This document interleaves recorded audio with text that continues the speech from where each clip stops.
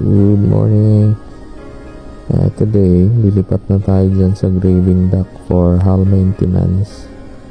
So, yan, pinili pa na ng tubig yung grading dock. Kasama natin dyan sa loob yung isang barko na yan, yung nag-banking sa atin. So, pagpasok natin dyan, i-dry up yun.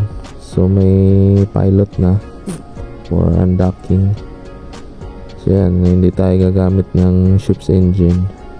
Tags lang ang mag-assist sa atin pagpasok. And ship's line.